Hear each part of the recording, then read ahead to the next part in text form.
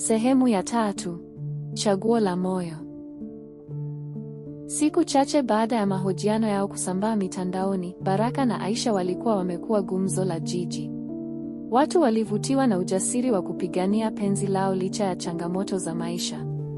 Maduka ya mitumba Mwenge yalizidi kumiminika wateja waliotaka kumuona Baraka au hata kupiga picha naye. Aisha naye alipata ofa nyingi za kazi kutoka shule mbalimbali zilizokuwa zimeguswa na ujasiri wake wa kujitegemea. Lakini nyumbani kwa mzee Rashid hali ilikuwa tofauti.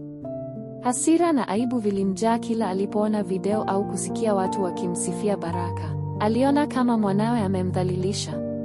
Kwa msaada wa Bwana Salim, alimtafuta mtu aitwaye Cholo, kijana wa vichochoroni mwenye tabia za kihuni, akampa kazi ya kumfuatilia Baraka na kuhakikisha anaharibu jina lake. Cholo alianza kazi mara moja. Alianza kumfuatilia Baraka kimya kimya, akichukua picha na kuunda uongo kuwa Baraka ni jambazi sugu anayetumia biashara ya mitumba kuficha pesa za wizi. Aliweka picha hizo kwenye akaunti ya bandia ya mtandao wa kijamii, akianika tuhuma nzito na kutoa namba ya simu ya mteja yeyote ambaye aliwahi kudhulumiwa na Baraka. Siku moja, Baraka alipokuwa anarudi kutoka sokoni, alikamatwa na askari waliokuwa na nakala ya tuhuma hizo. Alipelekwa kituoni Buguruni kwa mahojiano. Habari za kukamatwa kwake zilienea haraka na baadhi ya wateja wake walipotea kwa hofu. Aisha alipata taarifa akiwa darasani, akaanguka machozi na kutoka mbio kuelekea kituoni. Kwa bahati nzuri, mlinzi mmoja aliyezoea kumwona Baraka maeneo ya Mwenge alikuwa amewahi kurekodi video ya tukio ambapo Baraka alimrudishia mteja pesa baada ya nguo aliyonunua kuwa na doa. Video hiyo ilitumika kama ushahidi kuwa Baraka si mtu wa ulaghai kama ilivyodaiwa. Baada ya siku 2 aliachiwa kwa dhamana huku upelelezi ukiendelea. Wakiwa nyumbani kwao Kimara, Aisha alimshika Baraka mkono na kumwambia kwa sauti ya matumaini, penzi letu linajaribiwa, lakini naamini litashinda. Huu ni wakati wa kuonyesha kuwa si kila anayetoka chini ni mhalifu.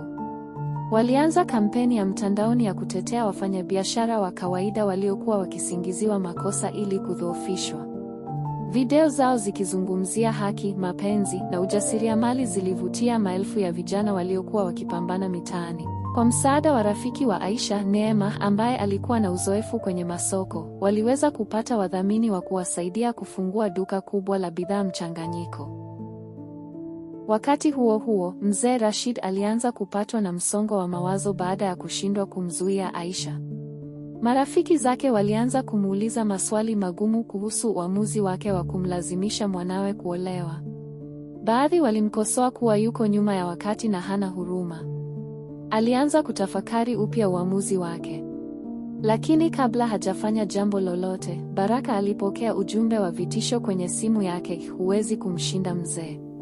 Kama huogopi kwa ajili yako, ogopa kwa ajili ya Aisha. Usiku huo alikaa na Aisha na kumwambia, maisha yetu yameingia sehemu nyingine sasa. Tunapambana si tu na hali ya uchumi, bali na vita ya kisiasa na hila. Sitaki ukubali chochote kutoka kwa baba yako, hata akibadilika ghafla. Lazima tuendelee kuwa na tahadhari. Aisha alimtazama kwa upendo na kusema, sawa Baraka, lakini hata kama dunia itatupinga, bado na kuchagua wewe.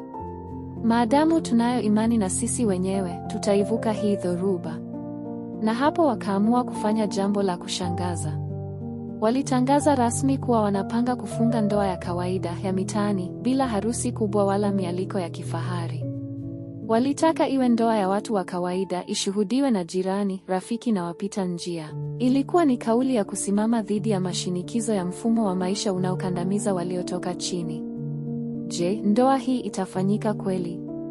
Mzee Rashid atakubali kushindwa? Au atapanga mpango mwingine wa mwisho wa kuhakikisha penzi hili linaanguka? Itaendelea. Usikose sehemu inayofuata ya hadithi hii. Subscribe kwenye chaneli yetu, like kama umevutiwa, na share kwa ndugu na marafiki zako ili nao wapate somo na burudani ya kweli kutoka kwa hadithi ya Chaguo la Moyo.